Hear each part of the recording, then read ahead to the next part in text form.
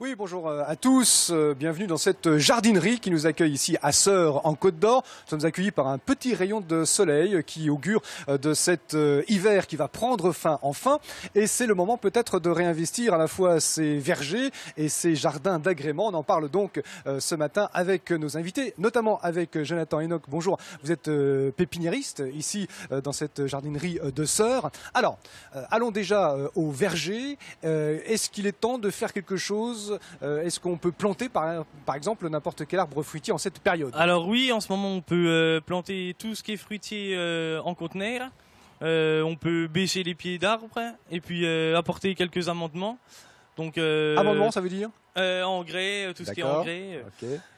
Et puis on peut tailler quelques branches aussi. Alors on va faire une démonstration de taille dans un petit instant. Oui. S'agissant des arbres fruitiers, qu'il s'agisse de fruits à noyaux ou de fruits à pépins, on peut donc voilà, on peut les planter maintenant toute l'année. On va éviter les périodes de gel et de forte chaleur. D'accord.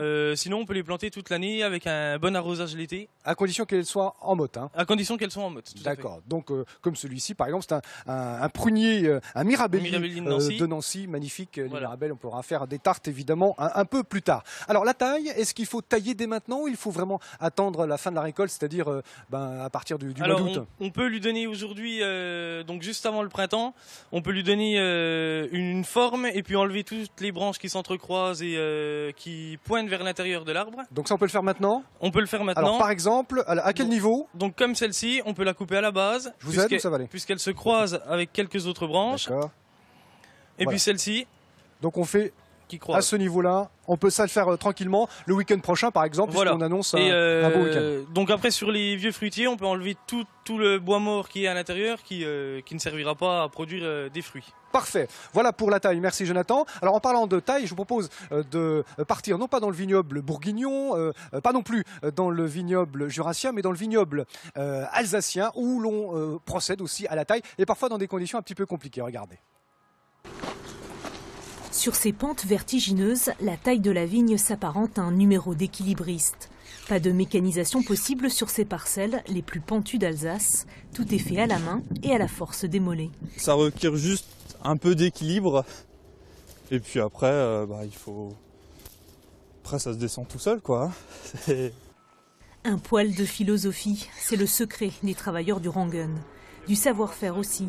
La taille est une étape cruciale pour le vigneron et sur ces parcelles d'exception, ce n'est pas la quantité mais la qualité du raisin qu'il cherche à favoriser. Pour réduire les rendements, il faut effectivement tailler ce qu'on appelle court, faire qu'une baguette au lieu de deux par exemple, et chaque baguette ensuite on va avoir tendance à la faire plus courte. Ici, le travail est 2 fois plus long que sur une parcelle ordinaire.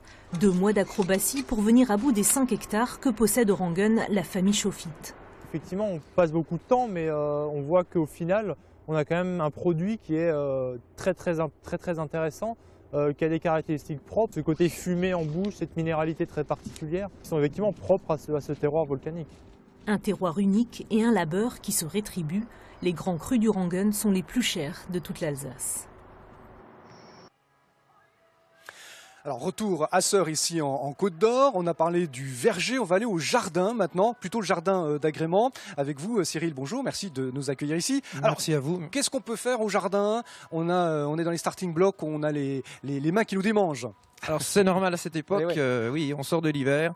Moi je vous propose surtout de vous occuper du gazon et notamment de la mousse qui s'est énormément développée cet hiver dû à une pluviométrie importante. Et qu'est-ce qu'on fait contre la mousse? Alors la mousse, il existe des anti-mousses qui sont de nouvelle génération. Avant on utilisait beaucoup de sulfate de fer, c'était un produit qui tachait les dalles, qui acidifiait encore plus le sol. Maintenant il existe des produits à base, donc ces produits s'appellent le scoramide.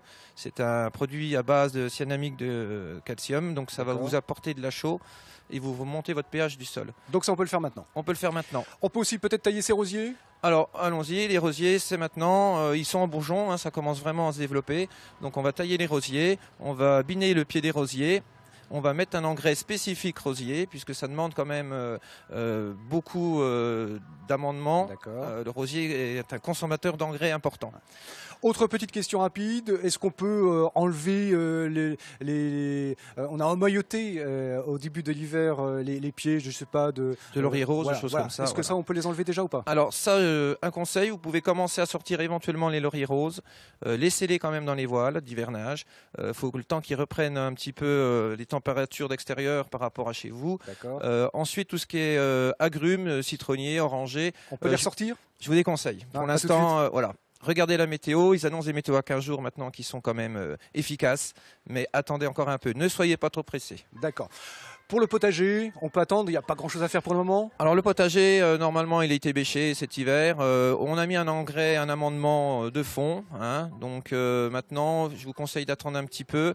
On va le fraiser d'ici peut-être 15 jours s'il fait vraiment bon. Et on va commencer à planter un petit peu les salades. Et éventuellement sous voile d'hivernage aussi pour commencer à récolter un petit peu plus tôt. Que le beau temps arrive. Enfin bon, on annonce un bon week-end, je crois, à peu près. Voilà, La semaine on annonce un bon week-end et une semaine prochaine agréable. Donc tout le monde le goût du jardin. Et voilà.